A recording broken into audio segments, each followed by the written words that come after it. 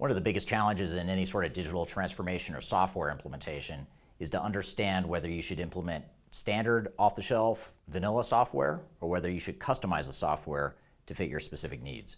So how do you determine which path is best for you? That's what I want to talk about here today.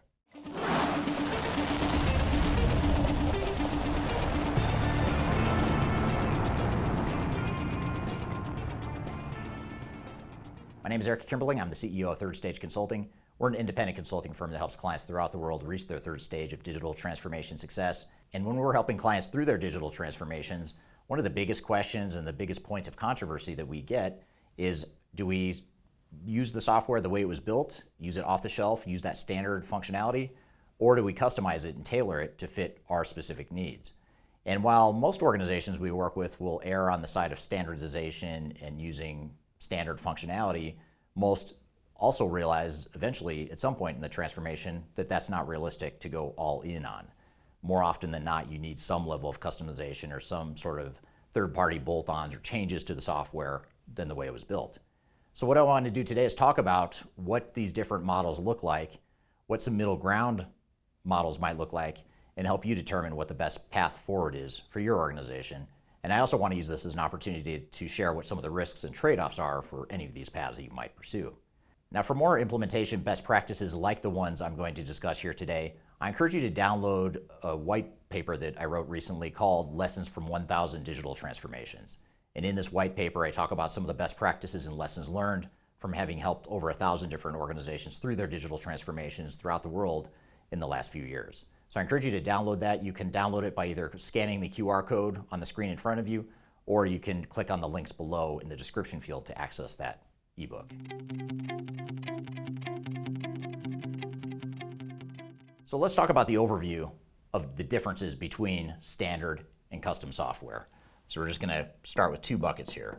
You have standard software, and then you have custom software over here. And when I say custom software, I actually don't mean fully customized. I just mean you're customizing existing off-the-shelf software. So in other words, it's software that starts off standardized, but you can customize it to tailor what your needs are if the standardized software doesn't handle that off the shelf or out of the box. The other middle ground, or sort of a third category I'll throw in here, is software as a service. And the reason I'm throwing this up here as a different category is because that influences your ability to customize, and it's something to think about, especially if you're deploying a product like NetSuite or Workday, Plex systems, one of those systems that's multi-tenant SaaS cloud solutions. And what I'm going to do now is talk about what the differences are. So standard software is exactly what it sounds like. It's off-the-shelf software. You're using it exactly how it was built. So one of the things to note here about standard software is you have the ability to configure the software.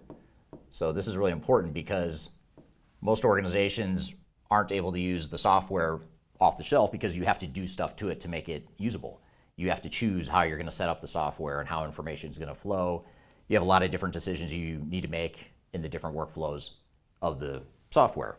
So you are able to configure the software. Oftentimes, software vendors will provide best practices or what they call best practices. And oftentimes these could be based on industry best practices or functional best practices. I would argue that there's no such thing as best practices. In fact, no one arbitrator of truth determines what best practices are for any given function or any given industry, but software vendors do provide pre-configured solutions, and that's probably a better way to frame it.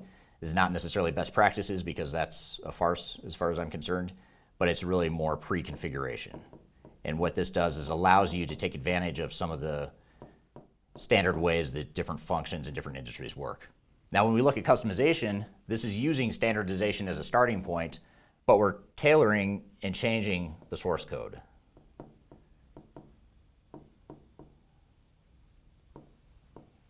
So in other words, you have programming language that was used to develop the standard software, but now you're going in to change that code to provide a different sort of functionality. Now, SaaS is different. Software as a service is a little bit different because it is multi-tenant cloud solutions,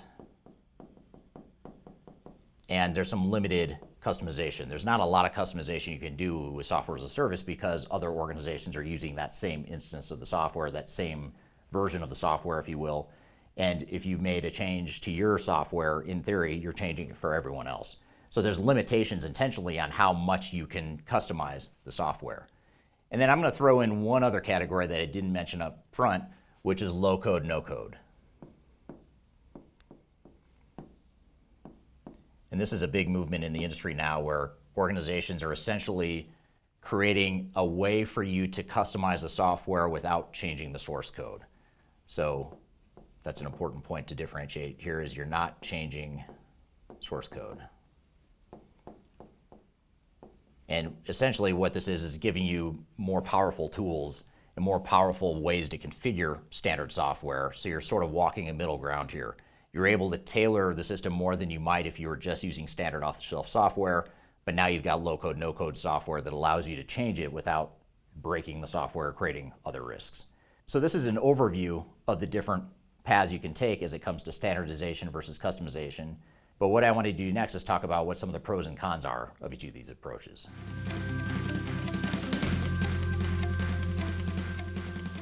Now, some of the advantages of standard software include the fact that you're not breaking the software. Essentially, when you're customizing software, you risk breaking the software. You're changing the source code. You're changing the way the software is meant to be used. So we'll just keep it simple and call it, you're not breaking it. So that's a positive thing. In fact, we'll use that as an indicator that that's positive. The other thing that's important here is that it saves time. So by not customizing, by using software standardized, you're saving time and money, at least initially, and at least as it relates to the technology. I'm going to come back to some of the negatives here in a moment, but one of the negatives to note here that's sort of a dark side of standardization is while yes, you may be saving time and money as it relates to standard software, but now you're creating a risk, which is difficulty with change management. So we'll call that change issues. In other words, now instead of changing the software, you're forcing the people to change to fit the software, which that may be the right answer long term. I'm not suggesting it's not, but it is absolutely a risk that you need to consider. And then another dark side is that with standard software, you're more at risk of having a lack of functional fit.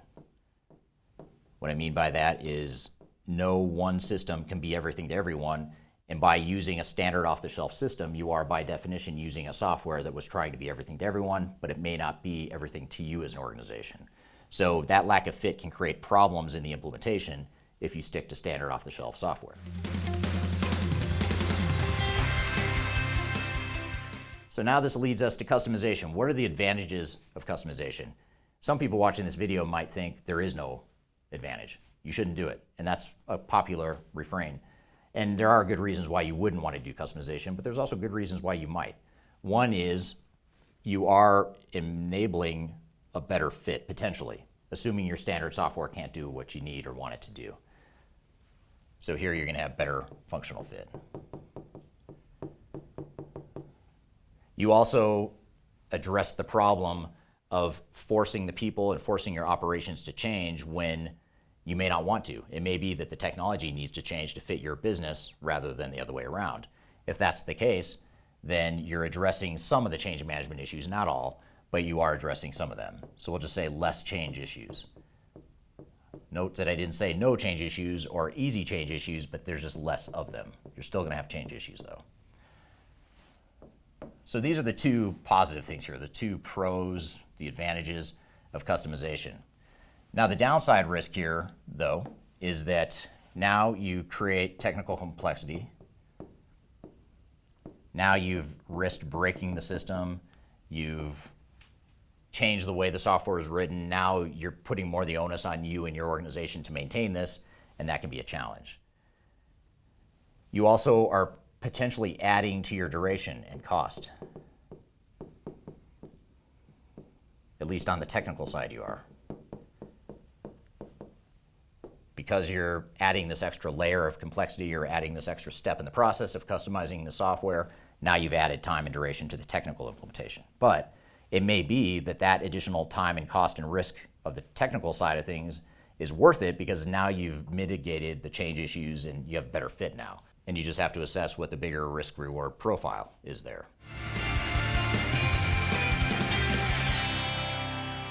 So now the question becomes, what do we do? Do we standardize? Do we use off-the-shelf software standard the way it was built? Or do we customize? Well, first of all, it's not an all or nothing proposition. You're probably going to be somewhere in here. You're probably on a spectrum somewhere between absolutely no customization to completely customized. You're probably going to be somewhere in between. So the question is, where on the spectrum do we fall? Well, a lot of it comes down to what you're trying to accomplish as an organization. If your digital strategy is to create some very distinct competitive advantages, maybe customization is the right answer for you. Because by definition, a competitive advantage is something that you do differently and better than anyone, and that's probably something that's not going to be available in standard commercial off-the-shelf software. If on the other hand, you're really trying to drive down cost, you're trying to minimize technical complexity, you're trying to standardize your operations in your organization across a global enterprise, then standardization might be the better way to handle it.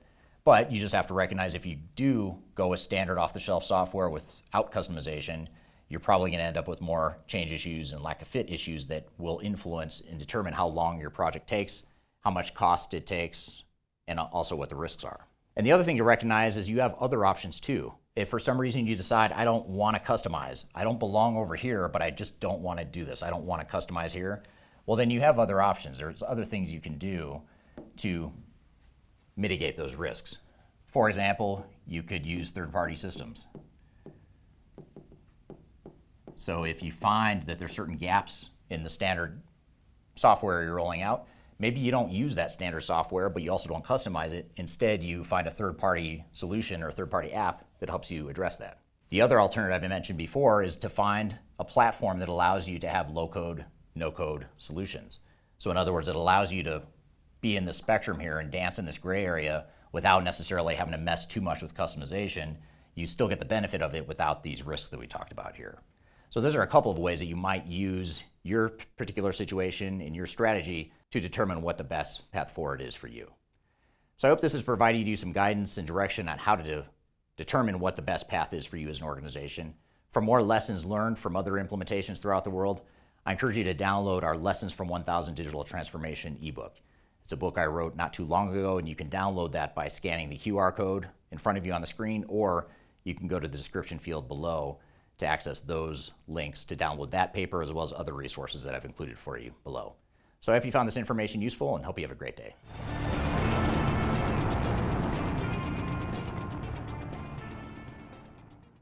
It's software that starts off standardized. So in other words, it's software that can, wow. So the standard software is that, now some of the advantages, man, I'm having trouble. Advantages.